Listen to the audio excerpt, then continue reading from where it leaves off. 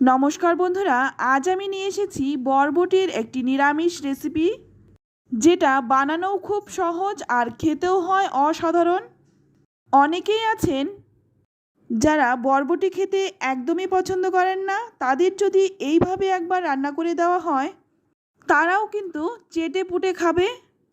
আর এটা দিয়ে কিন্তু ভাত বা রুটি সব কিছুই খেতে পারবেন। তো চলুন তাহলে দেখে নেওয়া যাক। তো প্রথমেই এখানে আমি 250 গ্রাম বরবটি নিয়েছি।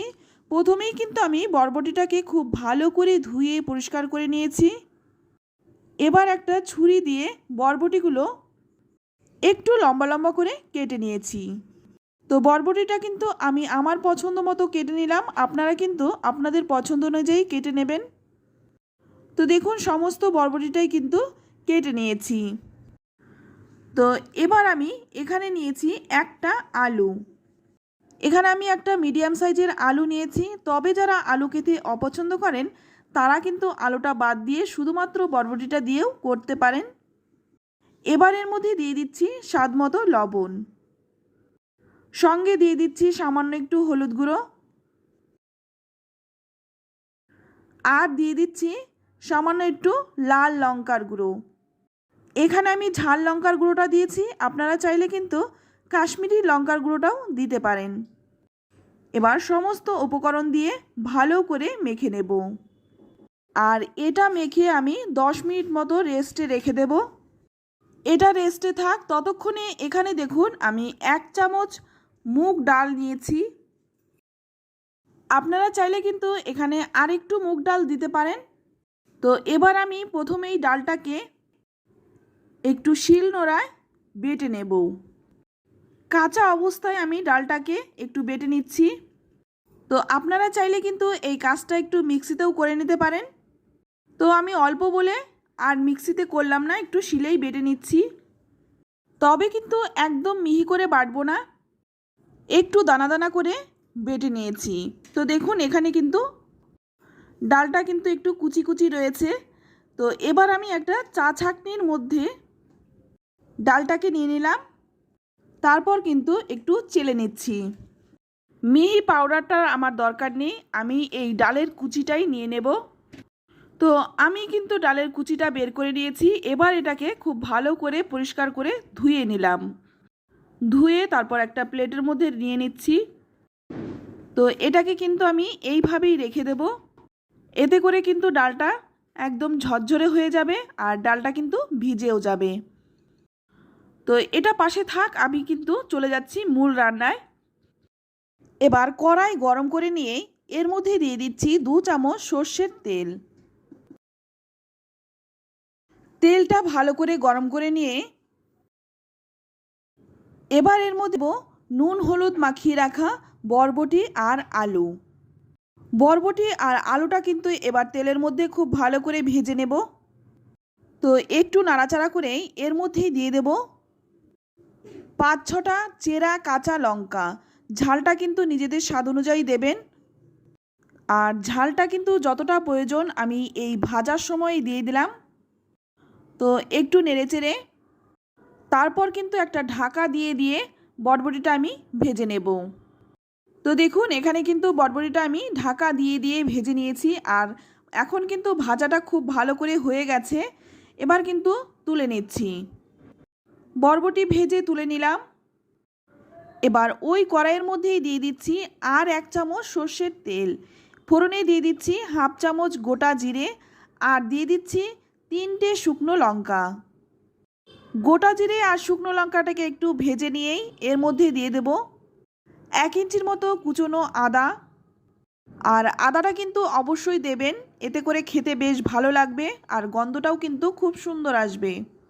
এবার এই তেলের মধ্যেই দিয়ে দেব আধ ভাঙা ধুয়ে রাখা মুগ ডাল। এবার কিন্তু এই ডালটাকে একটু ভালো করে ভেজে নেব, আর এই সময় কিন্তু ডাল থেকে ভীষণ সুন্দর একটা গন্ধ ছাড়ে। এইভাবে ডালটা দেওয়ার কারণেই কিন্তু রান্নার স্বাদ অনেক গুণ বেড়ে যায়। তো বরবটি তো অনেকভাবেই খেয়েছেন, একবার এইভাবে বানিয়ে দেখুন, আশা করছি আপনাদেরও ভীষণ ভালো লাগবে। এবার আমি গ্যাসের আঁচটা একদম কমিয়ে দিয়ে এখানে দিয়ে দিলাম 1/2 চামচ ধনে গুঁড়ো, আর দিয়ে দিলাম 1/2 চামচ জিরে গুঁড়ো। এইভাবেই কিন্তু একটু ভেজে নেব। তো দেখুন এইভাবে একটু ভেজে নিয়ে এবার আমি এখানে দিয়ে দিলাম 1 চামচের মতো জল। এতে করে মশলাটা খুব ভালো করে কষানো হবে। তারপর দিয়ে দিচ্ছি খুব সামান্য একটু হলুদ গুঁড়ো। যেহেতু আমি বরবটি ভাজার সময় দিয়েছিলাম তাই এখানে আমি সামান্য একটু হলুদ গুঁড়ো দিয়ে দিলাম। এবার সামান্য একটু জল দিয়ে মশলাটাকে খুব ভালো করে কষিয়ে নেব। আর যেহেতু মুগ ডাল তাই সেদ্ধ হতেও কিন্তু খুব একটা সময় লাগে না। এবার এর মধ্যে দিয়ে দিলাম ভেজে রাখা আলু আর বরবটি। আলু আর বরবটিটা দিয়েও কিন্তু খুব ভালো করে নেড়েচেড়ে 3-4 মিনিট ভেজে নেব। তারপর এর মধ্যে দিয়ে দেব 2 কাপ জল। এখানে আমি 2 কাপ জল দিয়ে দিলাম। এতে করে কিন্তু ডালটাও ভালো করে সেদ্ধ হয়ে যাবে আর আলু আর বরবটিটাও ভালো করে নরম হয়ে যাবে। এবার একটা ঢাকা দিয়ে 10 থেকে 15 মিনিট রেখে দেব। তো দেখুন 15 মিনিট পর আমি ঢাকনাটা খুলে নিয়েছি আর এখন কিন্তু ডালটা খুব ভালো করে সেদ্ধ হয়ে গেছে। আলু বরবটিও কিন্তু সঙ্গে সেদ্ধ হয়ে গেছে। এবার কিন্তু খুব ভালো করে নেড়েচেড়ে মিশিয়ে নেব। যেহেতু এটা নিরামিষ রান্না তাই এর মধ্যে দিয়ে দিলাম 1 চামচ চিনি। এতে করে কিন্তু স্বাদটা ব্যালেন্স হবে আর খেতেও ভালো লাগবে।